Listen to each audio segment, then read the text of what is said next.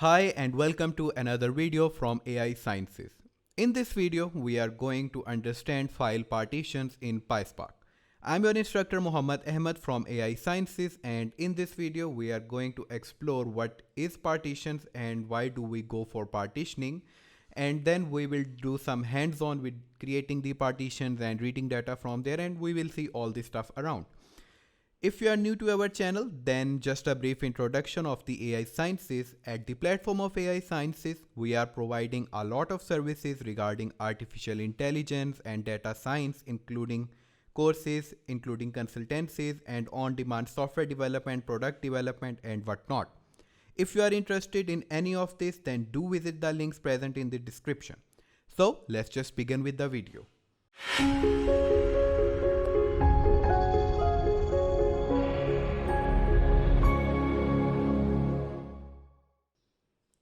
For this video, we are using officedata.csv. If I may just show you. So this is a trivial data that contains the employee name, department, state, salary, age, and bonus. So here you can see that we have the data and we have the employee name, we have all the departments, the relevant departments in which the employees are working, the state of the department, the salary of the employee, the age of the employee, and the bonus of the employee. Now we will just upload this file in the Databricks, and then I will show you that how actually partition work and why at the first place we have to do the partitions. So if we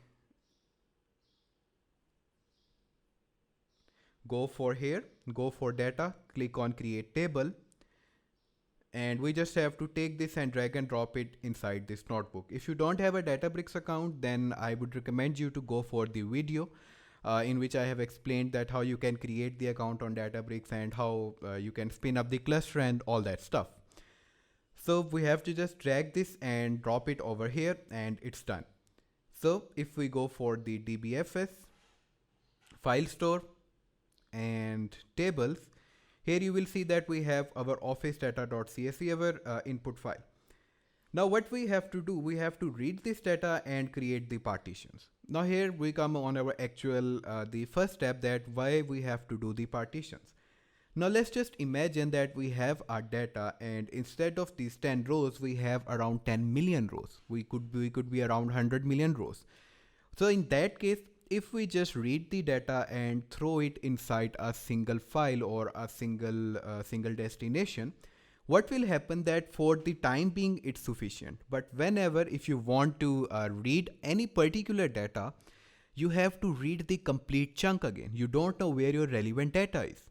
So it's just like that. If I have some information, if I have all this employees information, and I want to get the information of the employee, of a particular employee, and I only have the information that the employee is working in sales department within NY state.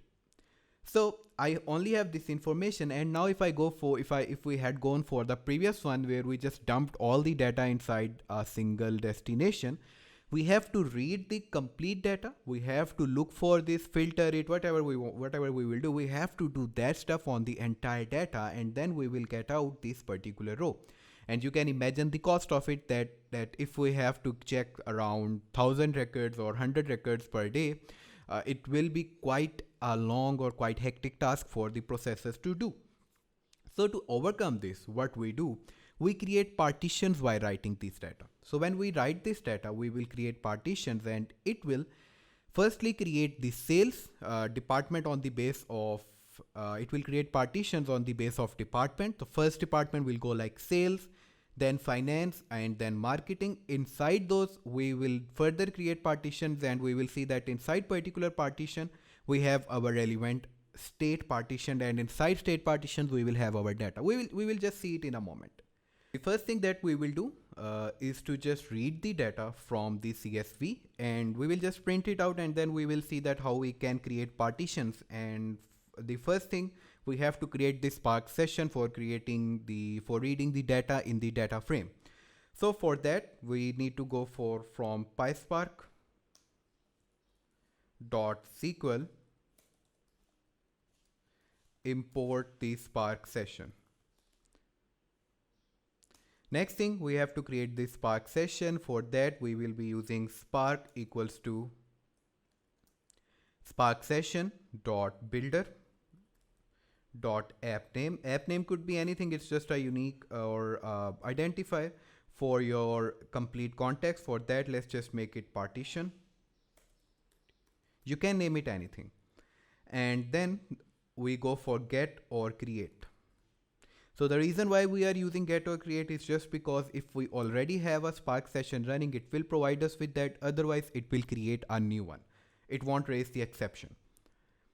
So we are pretty much done with the initial step. Now we have to read data from this CSV. And for that, we have to go for spark.read.csv, providing the path, and then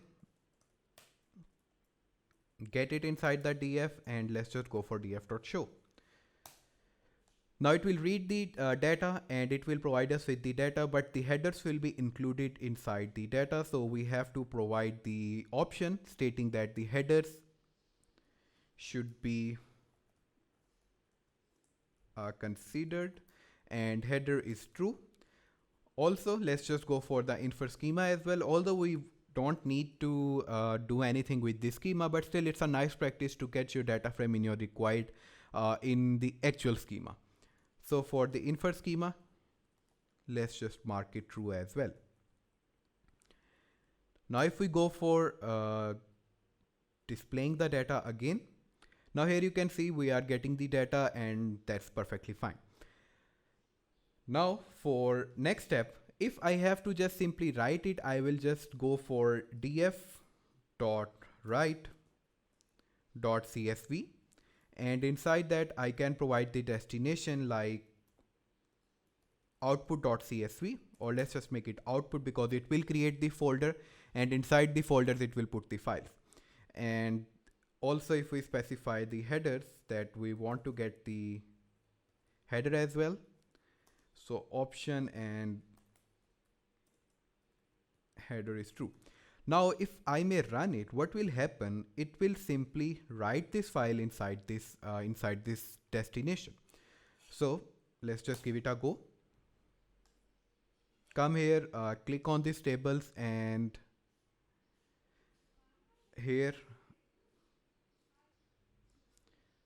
okay, so here I guess we have to specify the complete path as well, that in the file store or in the tables we want to get this. Now if we run that, the job went fine.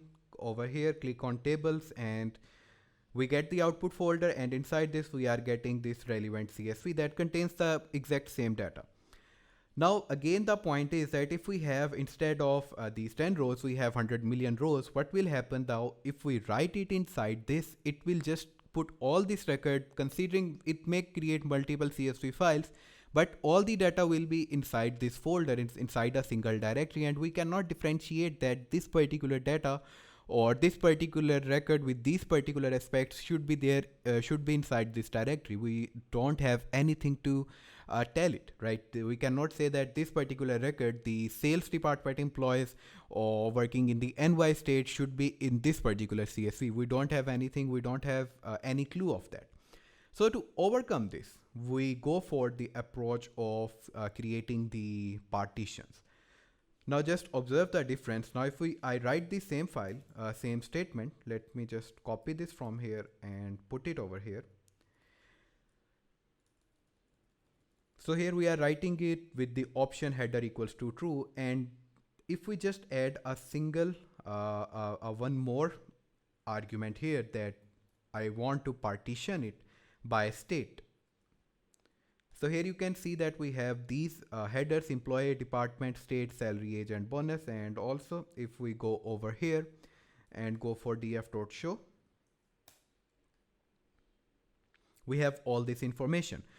Now if we provide the state here, that I want to create the partitions based on state, and for the output, let's just make it P, and that it's partitioned on the base of state. Now if I may run it, and okay, actually before running it, we have to specify the write mode, just make sure that whenever you are writing the data and you are doing anything regarding writing, whether it's in partition or simple, just always make sure you are providing the mode, because sometimes it will work fine if the data is, if the directory is already empty or you are creating it for the first time.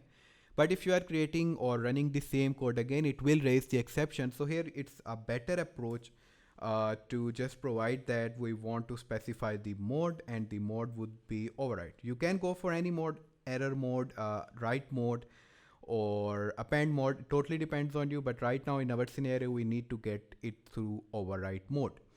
Now if we run it, and so if we go for this one, and now if we click on tables,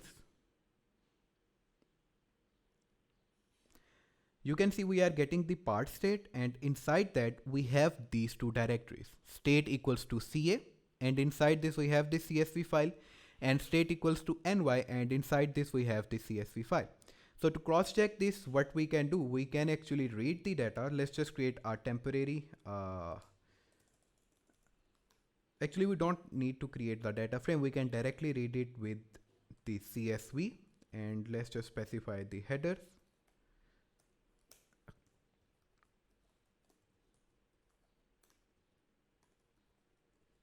And inside that we need to provide the path. So let's just take it to the NY.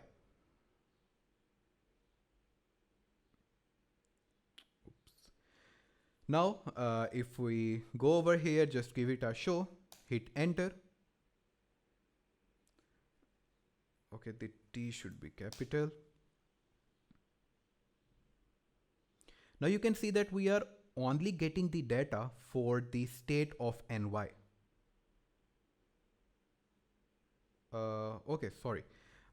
We have to specify the further one, that if we want to get into this NY, we have to go into that. Actually, I guess I copied that, but it somehow I missed this. Now, so here you can see that we are only getting data for the NY state. So you can see that these records over here and these records over here belongs to NY state, and we are only getting these records. The final one, Kumar, and the Kumar marketing, the same figures we are getting over here. So that means that our partitions is now created, and the relevant data is present inside the relevant folder, relevant directory. One thing more, that when you create the partition or you write the data, the Spark will simply terminate the or remove the column on which you are creating the partitions.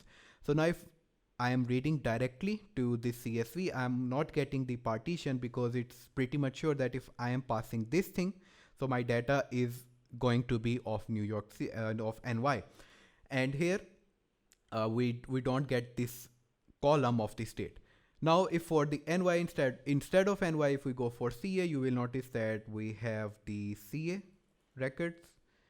Give it a go, and now we are only getting the employees who are working in the CA state.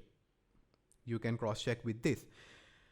Now the thing is that if we directly, instead of reading or instead of going to all this, if we just go for the part state, which is the root directory for all the partitions, what will happen? The Spark will actually read the entire data present inside this, present inside both of these, and it will also append the column for us. Because if we are directly going for a particular directory like state equals to NY, it's pretty sure that we will only get the data of NY. So Spark doesn't append the column with the NY.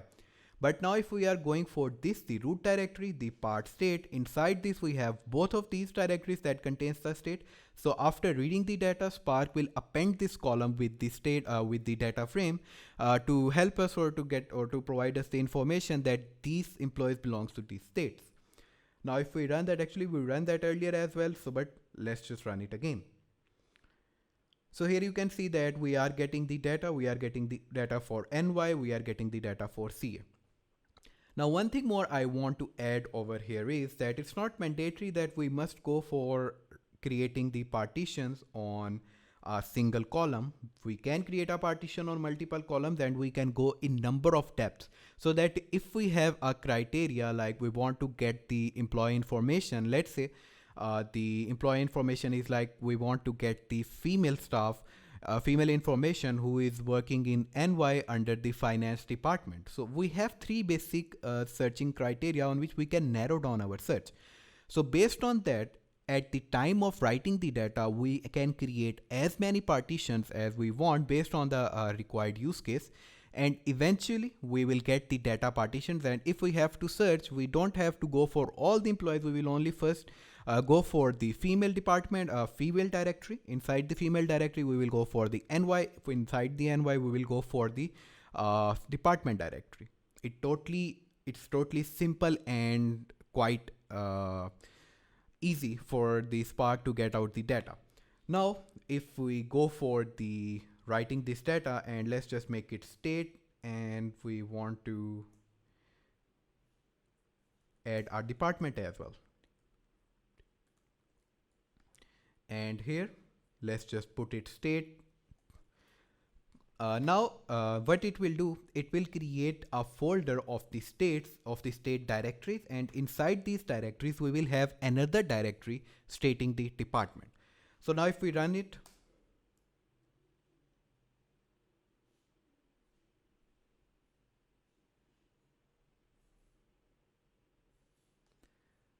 go for this one, click on the tables, this thing, we have the CA, we have the NY. Now we have further three departments like finance, marketing and sales, and inside that we have this information. Reading the data is again quite straightforward and pretty simple. We just have to specify at this point that if we want to read data, we will again actually take this from here.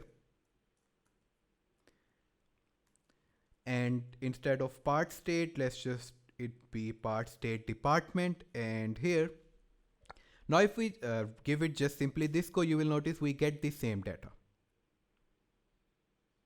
So we are getting all the states, we are getting all the departments, we get the same data. Now if we apply, because the reason is inside this is a root directory, and inside this we have all these partitions and data. So when the Spark is reading it, it is just combining and adding the columns for us. Now if we go for this only for NY, like if we want to get the data for the NY only, okay, for the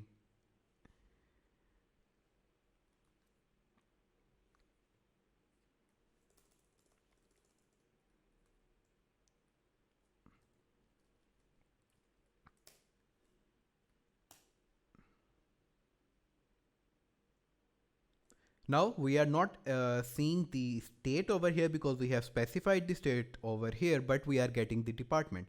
And inside the department, if we go for the marketing department,